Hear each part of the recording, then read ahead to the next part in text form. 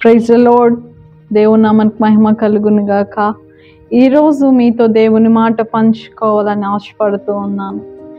మీలో ఎంతమంది ఆలోచన చేస్తూ ఉన్నారో, దేవా నేను ఇంత ప్రార్థన చేస్తున్నాను, ఇన్ని ఉపవాసాలు ఉంటూ ఉన్నాను, నువ్వు నాకు వాగ్దానం కూడా చేసావు, మాట ఇచ్చావు, కానీ నా పరిస్థితి కొంచెం కూడా మార్పు లేదు.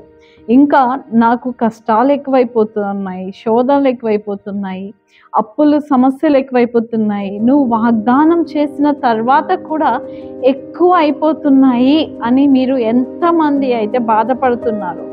వాక్యానుసారంగా మీతో దేవుడు ఈరోజు మాట్లాడాలని ఆశపడుతూ ఉన్నారు.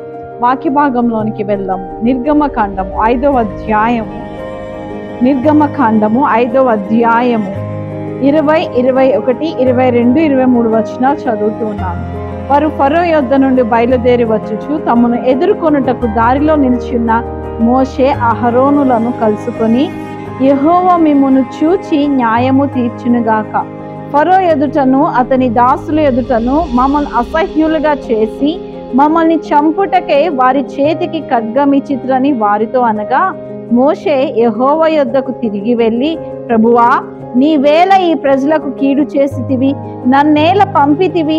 నేను నీ పేరట మాట్లాడుటకు ఫరో యొద్దకు వచ్చినప్పటి నుండి అతడు ఈ జనులకు కీడే చేయుచున్నాడు, నీ జనులను నీవు విడిపింపను లేదనేను.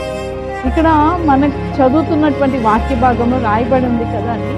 దేవుడు మోషేకి ఏమని చెప్పి పంపించాడు? మోషే, నా ప్రజల బాధను నిశ్చయంగా చూసాను, నేను వాళ్ళని విడిపించాలనుకుంటున్నాను, నువ్వు పద, వాళ్ళని ఆ యొక్క దాసత్వం నుంచి బయటికి తీసుకొని రా అని దేవుడు మోషేతో మాట్లాడాడు. ఎప్పుడైతే మరి మోషే వెళ్ళి ఇజ్రాయెల్ ప్రజలకి ఆ మాటను చెప్పాడు, వాళ్ళు చాలా సంతోషంతో ఆనందంతో దేవుడు మమ్మల్ని చూశాడు, దేవుడు మా కష్టాన్ని, మా యొక్క నిందను ఆయన చూశాడు అని చెప్పి వాళ్ళు ఆనందించారు. అయితే అక్కడ రాయబడి ఉంది కదా, ఎప్పుడైతే మోషే అహరోన్లు అక్కడికి వచ్చారు, ఇజ్రాయెల్ బాధ మరీ ఎక్కువైపోయింది.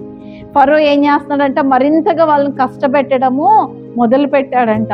వాళ్ళు వచ్చి అంటున్నారు కదా మోషే అహరోనుతో, మొన్నటి వరకు మేము కొంచెం బాగానే ఉన్నాం, మీరు వచ్చిన తర్వాత మా శ్రమలు ఎక్కువైపోయి మీరు మా శత్రువులకు మరింత అసహ్యులుగా మమ్మల్ని చేశారు, మమ్మల్ని చంపమని మీరే కత్తిని వాళ్ళ చేతికి అప్పగించినట్లుగా ఉంది మా పరిస్థితి అని చెప్పి వాళ్ళకున్న బాధ వేదనంతా మోషే అహరోనుతో చెప్పడం మొదలు పెట్టారు. వెంటనే మోషే దేవుడి దగ్గరికి వెళ్ళి ప్రార్థన చేస్తున్నాడు, అయ్యా నువ్వే కదా నాకు చెప్పావు, కానీ నేను ఇక్కడికి వచ్చిన దగ్గర నుంచి ఇశ్రాయేల్కి ఇంకా కష్టం ఎక్కువైపోతుంది ప్రభువా, నీ ప్రజలకి ఇంకా వాళ్ళ యొక్క బాధ ఇబ్బందులు ఎక్కువైపోతున్నాయి ప్రభువా, నిజంగా నువ్వే కదా నన్ను పిలిచావు, నువ్వే కదా నన్ను వెళ్ళమన్నావు, కానీ ఇక్కడ ఎక్కడ కార్యము జరగట్లేదే అని చెప్పి మోషే కూడా దేవుడి దగ్గర వెళ్ళి మొరపెట్టుకుంటున్నట్లుగా చూస్తా ఉన్నాం.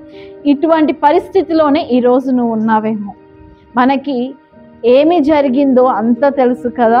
మన దేవుడు ఆలోచనకర్త, ఆయన పేరే ఆలోచనకర్త. నీ జీవితంలో దేవుడు వాగ్దానం చేసిన తర్వాత కూడా నీ కష్టాలు అధికమైపోతున్నాయి, రోగం అధికమైపోతుంది, నీ భర్తలో కొంచెం కూడా మార్పు లేదు, నీ పిల్లలు మరింతగా దిగజారిపోతున్నారు అని నీకు అనిపించినప్పటికీ కూడా దాని ముగింపు ఆశీర్వాదకరంగా మారిపోతా ఉంది.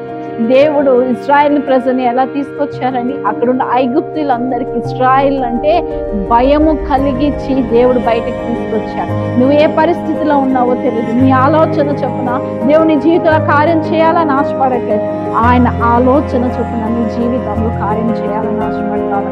నమ్మకం మాత్రం ఉంచాను. పౌలు భక్తుడు అంటే, నా విశ్వాసం నేను కాపాడుకున్నాను, నీ విశ్వాసాన్ని కాపాడు. అపనమ్మకంగా దేవుని సన్నిధానంలో ఉండొద్దు, నమ్మకంగా ఉండదు. ముగింపు ఖచ్చితంగా ఆశీర్వాదకరంగా నువ్వు ఊహించిన దానికంటే అద్భుతంగా దేవుడు జరిగించిపోతా ఉన్నారు. అటువంటి కృప దేవుడు మీకు అనుగ్రహించును గాక. ఆమేన్.